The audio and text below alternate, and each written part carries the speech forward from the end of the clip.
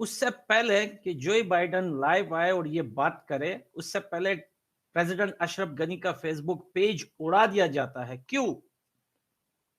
एक बहुत बड़े प्रेसिडेंट को मामूली ट्रैफिक पुलिस कोई सेना का बंदा थोड़ी होता है कि उसका फेसबुक पेज एक दिन में गायब हो जाता है। और ऐसे टाइम पे गायब होता है वेरीफाइड पेज कि जब बाइडेन लाइव आते हैं, बात करते हैं, उससे 1-2 घंटे पहले डॉक्टर अशरफ गनी का फेसबुक पेज गायब हो जाता है। ये पॉइंट की बात है दोस्तों, इसको नोट कीजिएगा। ये बहुत बड़ी पॉइंट की बात है। अब इसका मकसद क्या है कि फेसबुक पेज डिलीट किया गया? यहां पे 3 बातें हैं दोस्तों, 3 बातें। सबसे पहले, जितनी भी सेना थी अफगानिस्तान की, बहुत सारे लोग सवाल पूछ रहे हैं कि 3 लाख की सेना थी, 3 लाख की सेना लड़ी क्यों नहीं? जी हाँ दोस्तों, नहीं लड़ी, लेकिन स्टार्टिंग में लड़ाई हुई। बहुत सारे तालिबान और सेना के बीच में बहुत सारे सिटीज में 1 वीक तक फाइट रही, जिसके सबूत, जिसके वीडियोस ज्यादातर लोगों ने देखे। अब कुछ लोग जिनको समझ में आ रहा है ये गेम कि ये पूरा सिस्टम हैक हुआ था। कैसे हैक हुआ था दोस्तों?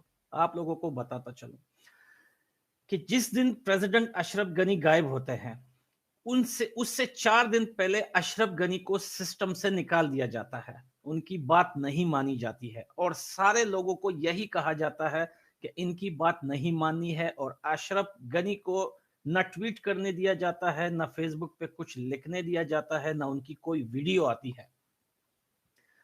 और दोस्तों, जिस दिन डॉक्टर प्रेसिडेंट अशरफ गनी गायब होते हैं, उस दिन अमेरिका से सेना के जवान आते हैं और प्रेसिडेंट अशरफ गनी के जो स्पेशल गार्ड होते हैं, जो उसके जो पीपीएस के नाम से है, जो उसकी स्पेशल जो गार्ड थे, उनसे पूरे वेपन लिए जाते हैं, उनको खाली हाथ किया जाता है और पूरा जो प्रेसिडेंट जहां पे होता है अर्ग, उसको खाली किया जाता है और उसके चारों तरफ अमेरिका के सेना खड़े हो जाते हैं, जो किसी को भी इजाजत नहीं होती। तो दोस्तों, ऐसे हालत में कोई बंदा कर सकता है कि वो अफगानिस्तान छोड़ के भाग जाए? क्या ऐसा हो सकता है कि एक प्रेसिडेंट, एक देश के प्रेसिडेंट की जो स्पेशली गार्ड होते हैं, जो प्राइवेट गार्ड होते हैं, उनके वेपन्स लिए जाते हैं और यहाँ पर रिजाइन कर देगा? लेकिन उन्होंने रिजाइन नहीं किया। साथियों, जिस तरीके से आपने पूरा वीडियो अब तक ध्यान से सुना, पूरी बात को आप सबने ध्यान से सुना, अगर यह एक अफ़गानिस्तानी खुद ये सब बातें बोल रहा है और बाकायदा पूरी रिसर्च के साथ में बोल रहा है, तो वाकई में ये चीज़ को हम झुठला नहीं सकते। अगर हम देखें तो जब से ही ये, जिस दिन से ही काबुल में, यानी 15 अगस्त वाले दिन से ही, जब से ये काबुल वाली खबर आई है तालिबान ने काबुल पे कब्ज़ा किया, उसी दिन से जो, क्योंकि वहाँ का जो मीडिया है पूरी तरीके से अमेरिका की जेब में है, जो अमेरिका बोलना चाहता है वही, क्योंकि इंडिया इंडिया और किसी भी देश का मीडिया वहाँ पर कुछ भी नहीं है, ज़ीरो है। सिर्फ जो अमेरिका का मीडिया वहाँ पे दिखा देता है वही न्यूज़ पूरी दुनिया भर में फैल जाती। तो उसी दिन से अमेरिकी मीडिया ने ये चीज़ पोर्ट्रे करना चालू कर दिया था कि अशरफ गनी जो है, शाम तक में खबर आई थी अशरफ गनी भाग गया। फिर उसके बाद और अलग अलग चीज़ें लाते रहे। वो एक खबर आती रही कि मार वो इतना पैसा हेलीकॉप्टर में रखा था कि हेलीकॉप्टर उड़ नहीं पा रहा था, तो वो पैसा छोड़ करके, थोड़ा पैसा छोड़ करके जितना हेलीकॉप्टर में आया वो लेकर के भाग गया। फिर और भी चीज़ें आती रहीं सामने सामने। कुल मिला के 2-3 दिन से यही पूरी तरह से पोर्ट्रे, और खुद जो बाइडेन ने भी आकर के पूरा जो ठीक रहा है अशरफ गनी की सरकार पर फोड़ दिया कि ये लोग लड़ नहीं पाए, ये लोग नहीं बचा पाए अपने देश को। उसके बाद कुल मिला के पूरी तरह से सब चीज़ का विलेन जो है वो अशरफ गनी को पोर्ट्रे कर दिया। इसीलिए पूरी दुनिया जो है, आप वो सोच भी यही रही थी, उसमें आप भी काफ़ी लोग जिन्होंने न्यूज़ में देखा वो भी न्यूज़ के हिसाब से यही सोच रहे होंगे कि हाँ, ये बंदा जो है इसने पैसा लिया और पैसा ले करके ये भाग गया। लेकिन वाकई में अगर हम इनके पुराने बयान सुने, पुरानी स्पीचेस सुने, तो समझ में आ जाता है, जो पैसा लेने वाला इंसान होता है वो समझ में आ जाता है। तो फिर इतना कोई देर की ज़रूरत नहीं थी, ये चाहते तो पहले भी भाग सकते थे। और अगर वाकई में इनको इतना खतरा है तो इनके जो साथ वाले और भी इनके कैबिनेट के लोग हैं वो सब खुले आज भी घूम रहे हैं, काबुल की गलियों में बढ़िया घूम रहा है, कोई उनको एक मक्खी तक नहीं आके उनके ऊपर बैठ रही उनके घर में। तो क्यों आखिर ऐसा? और हम, जैसा कि ये पठान भाई ने ये भी बताया कि वो लाइव आते अशरफ गनी, उससे पहले कुछ भी अपनी बात रखते हैं उससे पहले फेसबुक पेज डिलीट हो जाना है। ये बात बहुत बड़ी है। इस पर आपके क्या कमेंट हैं ये आप नीचे कमेंट बॉक्स में कमेंट करके बताएं।